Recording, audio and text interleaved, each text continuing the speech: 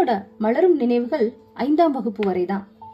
உங்க வாழ்வுல பள்ளியில் நடந்த நிகழ்ச்சிகளையே நினைவுபடுத்தி பார்த்துக்கிட்டே இருந்தீங்கன்னா நீங்க ரொம்ப நாள் வாழலாம். இதுதான் நீங்க ரொம்ப நாள் வாழ்றதுக்குரிய ஒரு குறிப்பு. செயலை விதையுங்கள், பழக்கம் உருவாகும். குணத்தை விதையுங்கள், உங்கள் எதிர்காலம் உருவாகும். ஸ்நேகிதி சுபா சேனல் நேயர்கள் எல்லாருக்கும் எங்களோட அன்பான வணக்கங்கள். இது உங்கள் தோழி சுபலட்சுமி முத்துக்குமரன். நம்மளோட சேனல்ல மரியாதை ராமன் கதைகளையும் பார்த்துக்கிட்டே வரோம். அது ரொம்ப சின்ன சின்ன கதையா இருந்தாலும் அதுல உள்ள நீதிகள், அதுல நம்மளை யோசிக்க வைக்கிறது எல்லாமே ரொம்ப உபயோகமா இருக்கும். சின்ன சின்ன கதைகள் நம்ம குழந்தைங்களுக்கு படுக்க போறதுக்கு முன்னாடி என்னடா சொல்றது அப்படிங்கறத யோசிச்சு நம்ம தயார் பண்ணி வச்சோம்னா இரவுல அவங்களுக்கு சொல்லி தூங்க வைக்க ரொம்ப வசதியா இருக்கும். அப்படிப்பட்ட கதை தான் இது. யாருடைய முத்து. நீதிமன்றத்துல ஒரு ஏழை தன்னோட பணக்கார நண்பன் மீது வழக்கு தொடுத்தான். நீதிபதி அவர்களே, என்னிடம் விலைமதிப்பற்ற 2 நல்ல முத்துக்கள் இருந்தன. அவற்றை எனது நண்பனை நம்பி கொடுத்துவிட்டு வியாபாரம் செய்ய வெளியூர் போயிட்டேன். திரும்பி வந்து நான் கேட்கும் போது அந்த 2 முத்துக்களையும் நான் தரவே இல்லை அப்படின்னு சொல்லி அவன் மோசம் செஞ்சிட்டான். அதனால என் நண்பன் மீது புகார் கொடுக்க வந்திருக்கேன்னு சொன்னான் அந்த ஏழை. அதற்கு நண்பன் என்ன சொன்னான் அப்படின்னா, நான் அந்த முத்துக்களை அவங்கிட்ட இருந்து வாங்கவே இல்லை, பார்த்தது கூட கிடையாது. அவை போன்ற முத்துக்கள் எதுவுமே என்கிட்ட இல்லை. நான் பணக்காரங்கிறதுனால என்கிட்ட இருந்து பணம் பறிக்க அவன் பொய் சொல்றான் அப்படின்னு சொன்னான். அவனுடைய கருத்தை முகக்கிருப்பினால் அறிந்த மரியாதை ராமன் போதிய சாட்சிகள் இல்லாதனால இந்த வழக்கை தள்ளுபடி செய்யறேன்னு சொல்லிட்டு அவங்கள அனுப்பிச்சு வச்சுட்டாரு. இந்த ஏழை என்ன பண்ண, அழுதபடியே வீட்டுக்கு போயிட்டான்.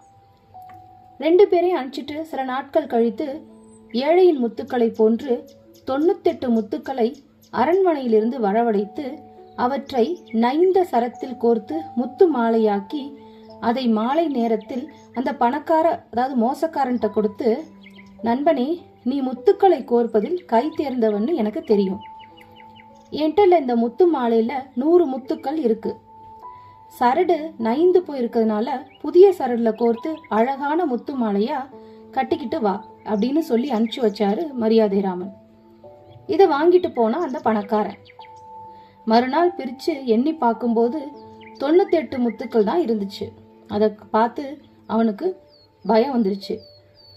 நான் தான் அதை கை தவறுதலா எங்கேயாவது காணாம போக்க வச்சிருப்பேன் அப்படின்னு குழம்புனான்.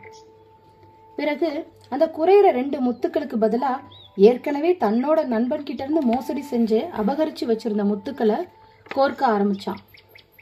அதவே ஒரு மாலையா கட்டி மரியாதை ராமன், அதாவது நீதிபதி கிட்ட கொண்டு போய் கொடுத்தான். அந்த முத்து மாலை 100 முத்துக்கள் இருப்பதை பார்த்த மரியாதை ராமன் அவனை நீதிமன்றத்துல நிறுத்தி கோபமா, நண்பனே, நான் கொடுத்தது 98 முத்துக்கள் தான். அவற்றோடு நீ சேர்த்திருக்கும் 2 முத்துக்களும் உனது சிநேகிதனிடமிருந்து நீ சில காலத்துக்கு முன்னாடி அபகரிச்சது தான்.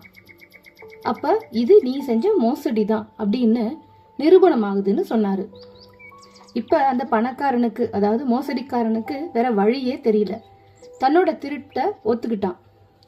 பின்னாடி ராமன் அந்த 2 முத்துக்களையும் உரியவன் கிட்ட, அதாவது இந்த ஏழை கிட்ட ஒப்படைச்சிட்டு மோசடி செஞ்சவனுக்கு 10 பவுன் அபராதம் போட்டாரு. இந்த கதையில எப்படி யோசிச்சு நம்ம ஒரு ப்ராப்ளத்துக்கு தீர்வு கொடுக்கணும்ன்றது நமக்கு நல்லா புரியுது. நீதிமன்றத்துல நிறைய வழக்குகள் வந்தாலும் அந்த வழக்கை எப்படியாவது தீர்வு செய்யணும். அந்த தீர்வு கொடுக்கறதுக்கு நம்ம நியாயமான முறையில நடக்கணும் அப்படிங்கிறது இந்த மரியாதை ராமன் கதைகள் இருந்து தெரிஞ்சுக்கலாம். இந்த கதை உங்களுக்கு பிடிச்சிருந்தா நீங்க லைக் பண்ணுங்க, ஷேர் பண்ணுங்க, மறக்காம ஸ்நேகிதி சுபா சேனலை சப்ஸ்கிரைப் பண்ணுங்க. இன்னும் இது மாதிரி கதைகளோட உங்களை சந்திக்கிறேன். உங்கள்கிட்ட இருந்து விடைபெறுறது சுபலட்சுமி முத்துக்குமரன். ஆத்ம நமஸ்தே. வாழ்க வளமுடன். ஹரே கிருஷ்ணா. வெற்றியுமுதே.